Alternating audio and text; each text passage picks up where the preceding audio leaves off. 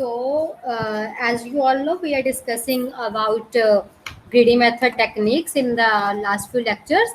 And in today's lecture, we will be discussing about minimum cost spanning tree example.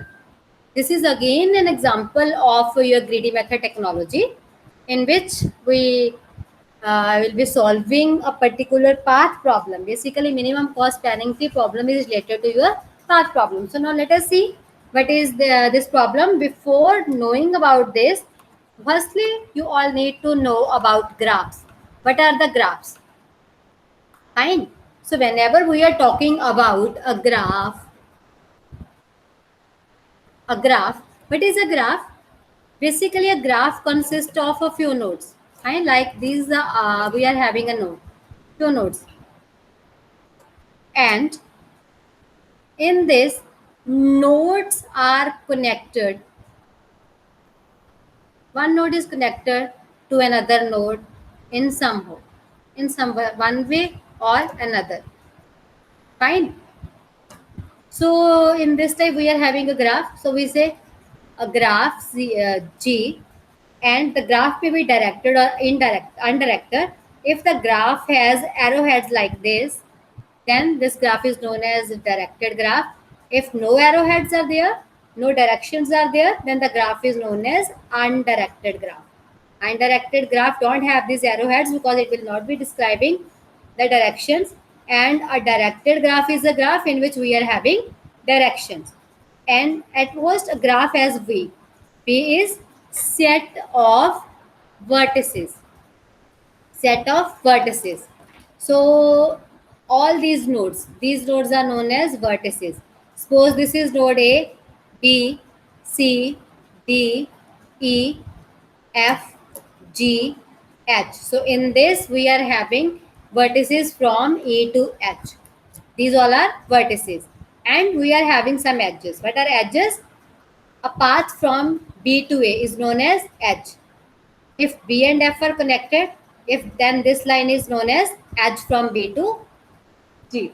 And then in this direction we are having an edge B to D, and then this thing, and so on. These are the edges that we are having at this stage. So a graph G, it may be directed graph, it may be undirected graph, and then we are having set of vertices and edges.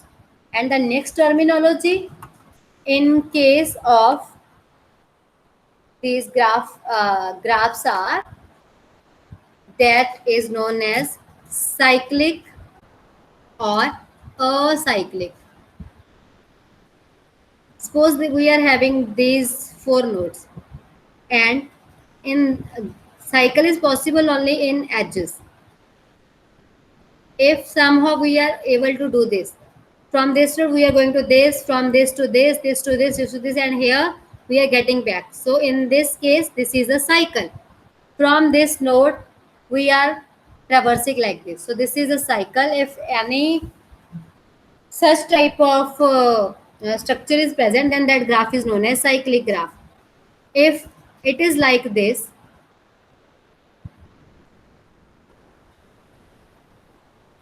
and then this is known as acyclic, because we are starting from a node, we are not going back to any particular original destination or source, then this is a cyclic graph. So these are the few terminologies that we have to understand before doing minimum cost spanning trees example. Now let us start with minimum cost spanning tree example. What is there in this case? Here we say a graph G, V comma E, with B is set of vertices and E is set of edges. It may be an undirected connected graph. A subgraph T V comma E क्या होगा, जिसमें कुछ उस इस vertices में से कुछ vertex आ गए. E क्या हो गए, कुछ edges जो उन vertices को कनेक्ट करते हैं. वो एक स्पैनिंग ट्री होगा. कब होगा? अगर वो एक ट्री है पहले तो स्पैनिंग ट्री क्या होता है? Spanning tree is a subset of an undirected. Now see यहाँ पे क्या कंडीशन है? undirected की कंडीशन है. undirected means किसी भी एज पे कोई एरो नहीं है. द अनडायरेक्टेड ग्राफ है, और इसके सारे जो वर्टिसेस हैं वो कनेक्टेड है एक दूसरे के साथ. तो minimum number with minimum number of edges, and this is known as a spanning tree. Minimum cost spanning tree की a number of examples are there. These are the few examples. One is network design. आप एक electric circuit बना रहे हो अपने घर में, कोई टेलीफोन नेटवर्क है, तो वो हमारे पास किसकी एग्जांपल होती है? नेटवर्क डिजाइन की, कि जिसमें एक पर्टिकुलर सर्किट अगर आप डिजाइन करें, नेटवर्क डिजाइन, इलेक्ट्रिक ग्राफ, तो that is a network design. आप हमारे घर में क्या होता है? कनेक्टिविटी होती है वायर्स की, इलेक्ट्रिसिटी की सप्लाई के लिए, ठीक है. टेलीफोन नेटवर्क होता है जिससे हम एक दूसरे से कनेक्टेड होते हैं. उस पर कोई डायरेक्शन की रिक्वायरमेंट नहीं है कि आप मुझे कॉल करोगे या मैं आपको करूँगी. Both ways it is possible. You can call me और इधर आई कैन कॉल यू. तो सिमिलर टेलीफोन नेटवर्क में कोई डायरेक्शन नहीं होती. This is simply a minimum cost spanning tree example of directed graph, undirected graph. अब travelling sales person problem. Travelling sales person problem क्या हो गई है? एक जगह से आप स्टार्ट हो रहे हो, कोई पोस्टमैन है, कोई पोस्टमैन की सर्विस है, उसका या कोई कोरियर सर्विस है, तो उस केस में क्या होता है? That courier service person starts from his office, और जितने भी कोरियर उसके पास होते हैं जो उसने डिलीवर करने हैं with in a city, with in a area, वो सारे पॉइंट्स को कवर करेगा. उसके लिए ये मैटर नहीं करता कि उसने किस घर पे पहले जाना है, किस घर में बाद में जाना है. उसका अल्टीमेट टारगेट क्या है? उसने अपने ऑफिस से स्टार्ट हुआ, सारे कोरियर पिक किए, जिस घर पे डिलीवरी करनी है डेस्टिनेशन पे, वहां पे उसने अपना कोरियर डिलीवर किया, और एट द एंड वापस अपने ऑफिस पे रीच करना है उसे.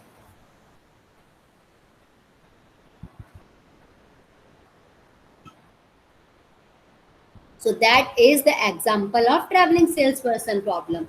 ठीक है. पोस्टमैन सर्विस है. पोस्टमैन सर्विस क्या करती है? डेली पोस्ट ऑफिस से पोस्ट पिक करेगी, ट्रैवर्स करेगी मल्टीपल लोकेशंस को, और वापस अपनी पोजीशन पे वापस आ जाएगी पोस्ट ऑफिस पे. So that is an again an example of minimum cost spanning trees example. ठीक है. So next here we are having Prim's algorithm. So when we are talking about Prim's algorithm is a greedy method approach. जो Prim's algorithm है, it is a part of minimum cost spanning tree. जो further किसका part है? greedy method approach का. तो Prim's algorithm is a greedy approach to find the minimum spanning tree. अब हमें क्या करना है? minimum spanning tree find करना है. In this algorithm, the tree is built edge by edge. एक एक करके आप edge बनाते हो. The next edge होता है, वो कौन सा इंक्लूड करोगे? वो उस the condition is optimisation criteria के साथ, के कॉस्ट के साथ. And the simplest criteria is to choose an edge is that result in a minimum increase in the sum. के टोटल कॉस्ट है वो इंक्रीज ना हो, उसके कॉरेस्पॉन्डिंग आपने एज को चूज करना होता है. ठीक है. सो हम क्या कंसिडर करते हैं? यू से स्टार्ट हो रहे हैं और वी पे रीच कर रहे हैं, उसके बीच में जो एज है that we have to consider in the tree. Next edge कौन सा होगा? अगर हमें आई से जे पे रीच करना है, any I vertex that is already included, उसको आपने इंक्लूड नहीं करना, क्योंकि it will create a cycle in that case.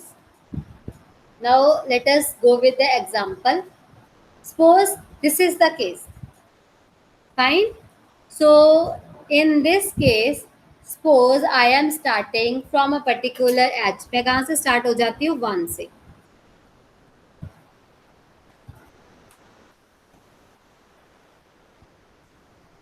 Sorry.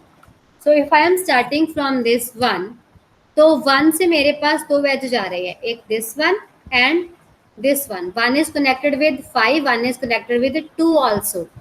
तो शॉर्टेस्ट कौन सा है? 1 to 6. So I will consider the shortest of 1 to 6. Cost कितनी हो गई?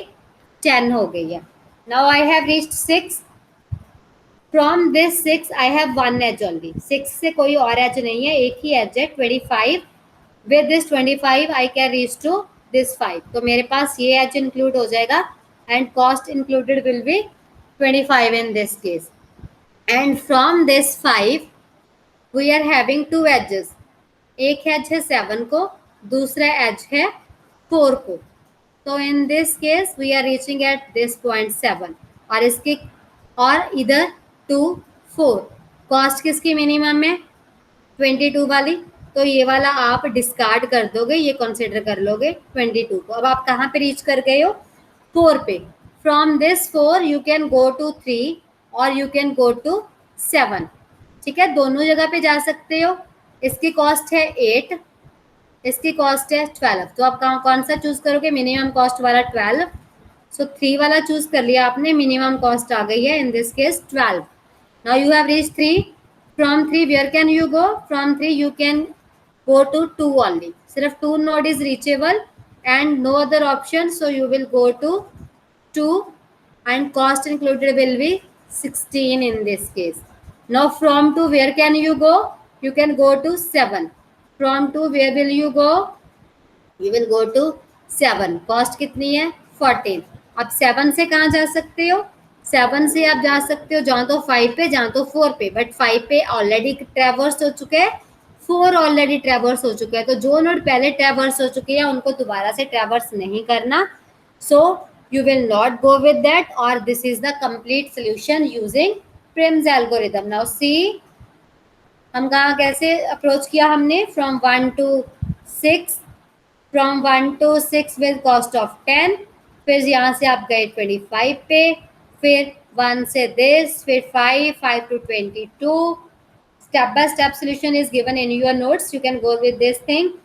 Then from this point you reached over there, from 3 you went to 16, after that from this 2 to, from 2 to where you went to this node. So this is the complete process, और ये हमें complete graph मिल गया.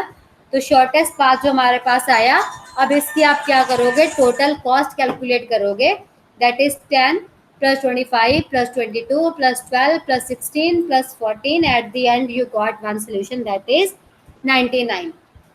तो ये हमारा shortest path आया. ये एक मिनिमम कॉस्ट स्पैनिंग ट्री है. मिनिमम इसमें जितने भी नोड्स हैं वो सारे नोड्स हमारे ट्रैवर्स हो गए, और जो ये वाला पाथ है ये शॉर्टेस्ट आएगा. इससे शॉर्टेस्ट पाथ कोई भी नहीं पॉसिबल. हमने डायरेक्टली शॉर्टेस्ट पाथ फाइंड नहीं किया, हमने प्रिम्स एल्गोरिथम को अप्लाई किया, उसके बेस पे हमने शॉर्टेस्ट पाथ को फाइंड कर लिया. So this is one method of minimum cost spanning tree. Next method है क्रुस्कुल्स एल्गोरिथम.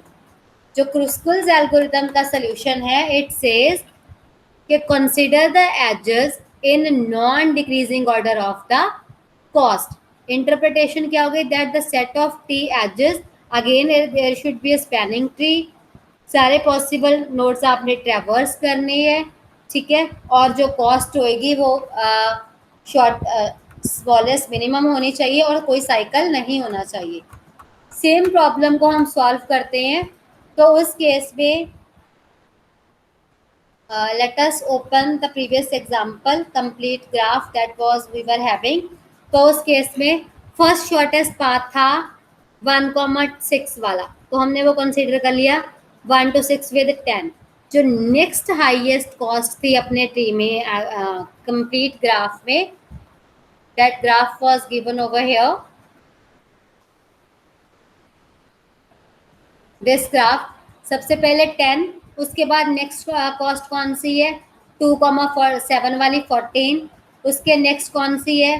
2,3 वाली 16. फाइन. उसके नेक्स्ट कौन सी है? 18. देन 22 वाली आ गई, and so on. We keep on considering in the increasing order of cost.